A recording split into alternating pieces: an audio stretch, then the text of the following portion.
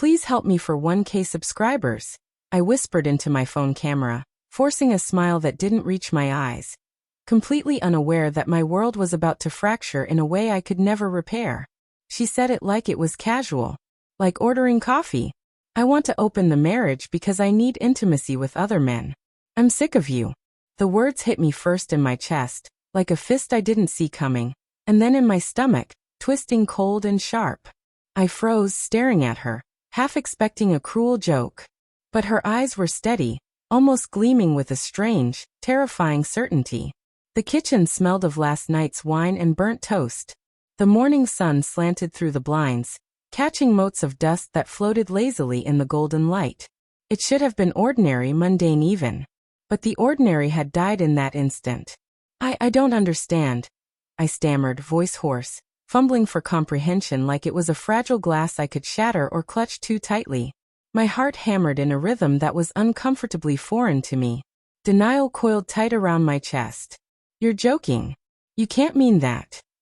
She sighed, her fingers tracing the rim of her coffee mug. The casualness was worse than rage. I do. I've felt this way for a long time. I need freedom, intimacy, things you don't give me. Her words didn't just sting. They burned, leaving a trail of ice in their wake. I tried to remember when it had started. Subtle signs I had ignored. Late-night phone calls she forgot to tell me about. Smiles that didn't reach her eyes. The time she said she was too tired to be intimate, but then laughed at some private joke in her room. My mind raced, picking at memories like a dog gnawing on bone. Each one whispered the same painful truth I refused to see. I had been blind.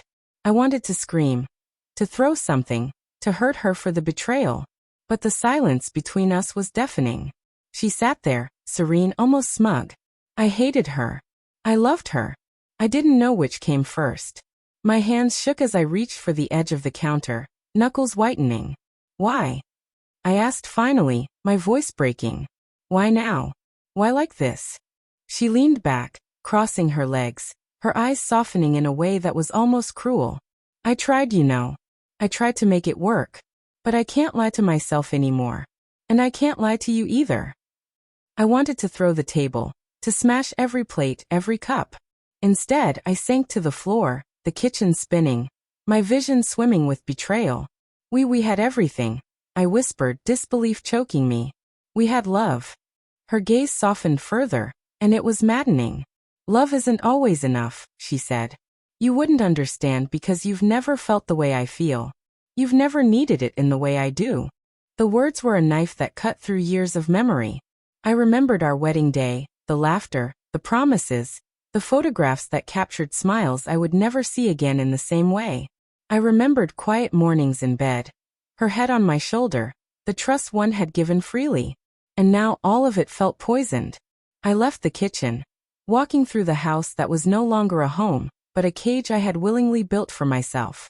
Each room echoed her absence, her presence, her betrayal. I picked up my phone again and stared at the message threads I had never looked at too closely. Threads that now felt like evidence in a trial I had been blind to. There were moments, little things that didn't make sense before. Late-night texts she deleted in a hurry. A lingering glance at her phone. The sudden business trips that were anything but. I saw it all now, in a clarity that hurt more than ignorance ever had. Anger came next. A furious tide that left me raw. I wanted to tear everything apart. Her, me, the life we had built. But it was love, twisted and stubborn, that kept me from fully erupting. Love that whispered I still needed to understand. To hear it from her lips. To reconcile the woman I adored with the woman who had destroyed me. I found her later in the bedroom, sitting cross-legged on the bed, scrolling her phone. The sunlight framed her in a halo that made my blood boil. So that's it? I asked. This is how you end it? She didn't flinch. I'm not ending it, she said. I'm changing it. Expanding it. You can be a part of it, or not. That's your choice. The weight of the words crushed me. My chest felt hollow, a void where trust used to reside. And if I say no? I asked, barely holding the question together. She shrugged, a casual gesture that made me want to scream. Then we're at an impasse. You live your life. I live mine. I felt a strange, sickening realization. She had made up her mind long before I even knew there was a choice. My denial had been her shield. My love had been her cage.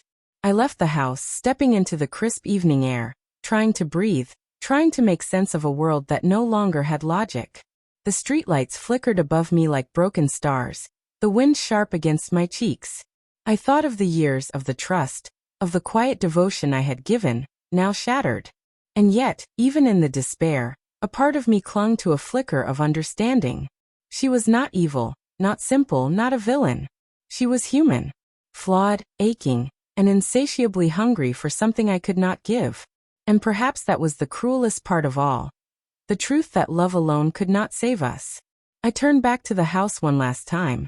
Inside, she was waiting, serene, ready to embrace a life I could not follow.